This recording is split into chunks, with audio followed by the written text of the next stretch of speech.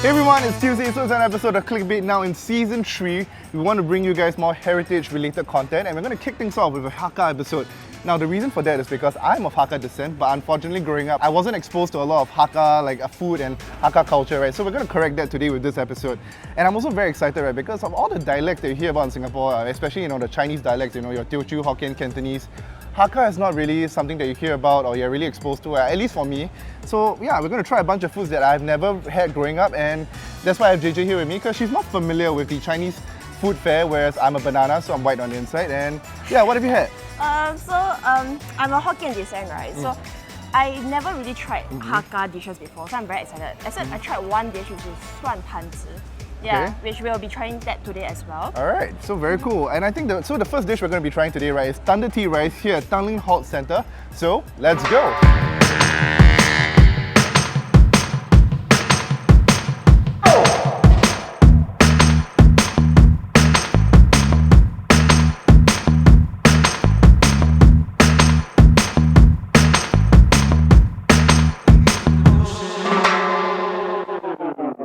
Okay, so right in front of us we have the Leita. I will start this off screen by my colleagues, also known as the Hakka Thunder Tea Rice, right? So I just want to say first things first, right, that the smell of this bowl, immediately it's very savory already.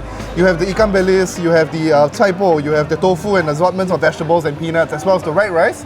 Whereas JJ, you've got the brown rice. Brown rice. Yeah. Okay, so there's a way to eat this. Can you kindly walk me through the steps on how we should? So first up, right, you have to take the soup. Take the soup, not the chopstick. Oh, soup. Soup. And just like mix it. Just because I'm a rebel, I'll use my chopstick. Just pour it confidently. Everything? Yeah. Pour in everything. Then you get your utensils and like just like mix it up. At first I thought it would be like a risotto for you.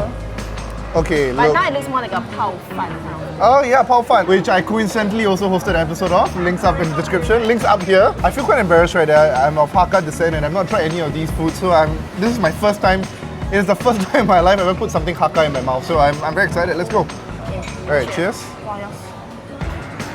I was low-key expecting to not enjoy this, but I must say I'm very pleasantly surprised. So it's a very complex flavor profile. So you definitely get notes of the tea that you use. You get a crunch and the saltiness from ikan bilis, and the vegetables also add a layer of texture and a complexity to it.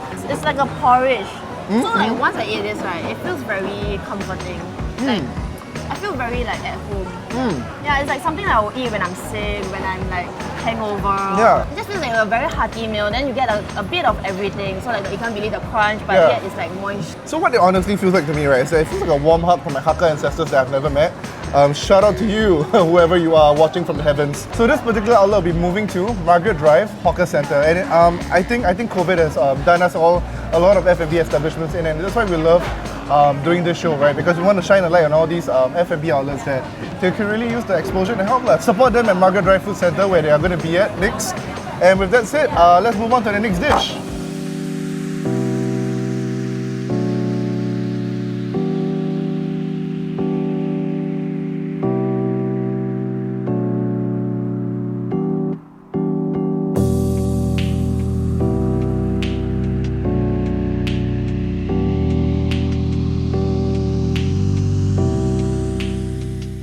Hey everyone, so right now we're at Plum Village and I'm very excited, right, because this is one of the oldest Hakka food establishments here in Singapore, and when I walked in, right, I felt instant connection with my Hakka ancestors, like the spirits were calling out to me, and I'm now ready. Okay, so the first dish is suan pan zi. And then this dish over here is called mei cai ko rou. And then there's the Hakka noodles. I think we should try the first, what we actually came here to try. These are the dishes, right? The owners of this establishment have so kindly provided us, even though we were only here to try the abacus seeds. So let's try the abacus seeds first, okay? I'm very excited. It's cooked with lard, it's cooked with mushrooms, and the abacus seeds themselves are made with yam and flour. Cheers! Wow! This is amazing as well. So when I bite, I can taste the yam. It's chewy, but at the same time I can taste the heavy. So it brings like the savouriness to the yams, and it's very well balanced. Okay, so the next thing we're going to try is the Mei Cai Ko Rou. Mei Cai Ko Rou, that's right, alright? And I'm going to try, I'm going to give you a piece as well. Okay. And I'm going to get some of the good Get like stuff. some vegetables. Okay, cheers. Cheers. Right off the top, right, I must say, my ancestors know how to treat a pig. This is the most savory. It's, oh my god, it has everything. It's savory, it's sweet. You get the fat from, obviously the pig, and the lean meat is perfectly cooked. It's not too tough. It's not overcooked, and wow, like my goodness. For me, right, I feel like the preserved vegetable it goes very well with the pork. There's like tons of flavor like flooding through my mouth right now. I'm starting to discover that there's a lot of range within the flavor profiles of Hakka food, and I'm very impressed and I'm very excited. So, moving on, we're going to try the noodles next. This looks like a beautiful set of handmade noodles. Ooh. Alright. You know what, I'm just going to shove this whole thing in my mouth. You owe me 10 bucks already. You can't even do one and you wanted to. Okay, let's go. Okay, let's go. Again, I think we're back to more in line with what I expect of Hakka food at this point. It's quite a mild flavor, but it's extremely delicious, right? It's very savory. Then there's not a lot going on within the noodles itself. It's oily, so you get a taste from the leeks. I think what I'm supposed to do with this is you're going to eat this with other ingredients as well, because this serves as a great blank canvas for all the other ingredients that you can try. So they have Hakka chicken here. You have your mei cai koro that you can have with it as well, and definitely the yams. And yeah, if you order any of these dishes, you should definitely have the noodles as well, because it serves as a great blank canvas for all these flavors to kind of tie it together. Like a base. Yeah, like a base. It's all about that base. So like for me, right, the noodles are very springy. It's very well cooked, right? And then I think right, it goes very well with the mei cai koro. Yeah, I think so too. Right. I'm gonna try that actually. Yeah, I'm gonna, go for it, go for it. I can't wait anymore. You know what? I'm not waiting for you.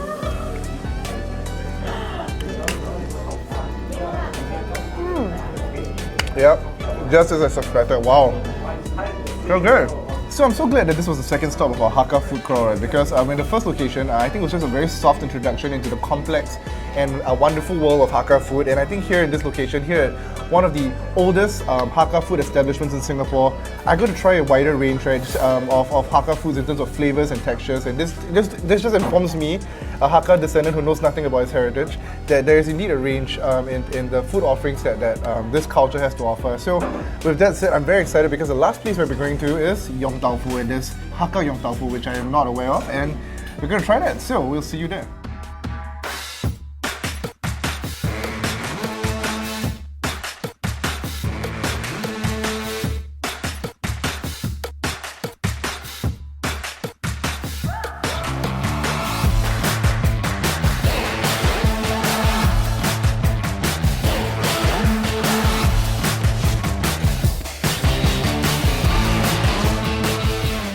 So guys, we're here at Nightweight Ampang Yong Tau Fu, and we're gonna try this Hakka style Yong Tau Fu. Yeah, so I don't really know what's very unique about Hakka style Yong Tau Fu specifically, because the Yong Tau Fu that I'm most familiar with and the Yong Tau Fu I eat the most often is the deep fried dry version. And yeah, that's the only style of Yong Tau Fu that I'm familiar with. And yourself? So my favorite is actually Ampang Yong Tau Fu. So, Oh, really? Like since young, right, my parents will always tapao this home, and then we'll eat this together. I thought you said you've only ever eaten the 酸甜汉子. You said you didn't eat No, the... okay, so I didn't know that this was the Hakka style Yong Tau Fu. I just know that there was two versions of Yong Tau Fu. Oh, okay. Yeah. So what makes it so special, right? It's actually the bean sauce. Wow. It's very viscous. Oh, I can see that. Yeah, and it's very savory. So before we dig into this, right, what we have on the plate for this particular Yong Tau Fu is we got kangkong, The taukis, the fish ball, the tau pok, and the dumpling. Hey, no, what's this? What's It's it called? wonton. Wonton. yeah, and we have some tofus here. Yeah. This is the silky soft one, and Right. then we have just deep fried one. Lady fingers. And we have a bitter gourd that we're trying to hide from the camera because neither one of us are fab. I like how the tauki is like so nicely fried. Yeah. Alright, so even though it's drenched in the bean sauce, right, I love that it's still very crispy. You can feel it in the chopsticks, and yeah, cheers. The bean sauce gives it a very strong, like a prominent umami flavor. It's quite sweet, it's savory, it's salty, and it balances the deep fried foods that we have in front of me. I think it's a very well balanced dish. I love this.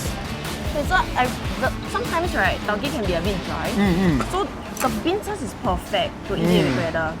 Yeah, and it brings a lot of flavor. So the sauce itself, like Axley said, It has this umami flavor to it. Yeah. So a plate like this will cost you around like $4, $5 or so, right? And for what you're getting, right, you get a very unique permutation of the yong tau fu that you're very familiar with. Compared to the other Hakka dishes we've had today, this is definitely a dish that leans on the camp of more robust flavors as opposed to the gentler, milder flavors of the other Hakka dishes we've had today. The bean sauce is so good. Like I can just eat the bean sauce by itself, but when you come here, you can actually order a bowl of rice, and then you can take the bean sauce and then eat it together with the rice. So I must say, right, the flavors has not changed over the 10 years. Really? It's so consistent. Wow.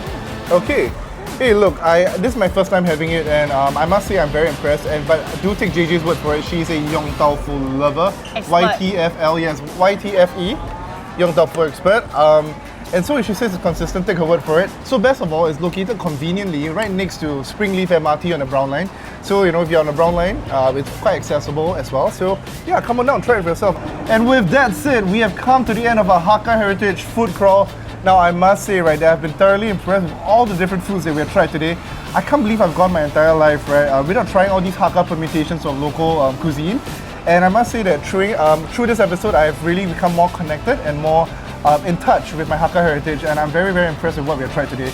So with that said, if you like our content, don't forget to like, share, subscribe, and don't forget to hit the notification bell so you don't miss out on any of our future uploads. And for more bite-sized content, do check us out on TikTok and Instagram. And with that said, we'll see you on the next one. Bye! So, I think that all of them move out. Jesus Christ. Eat the whole thing.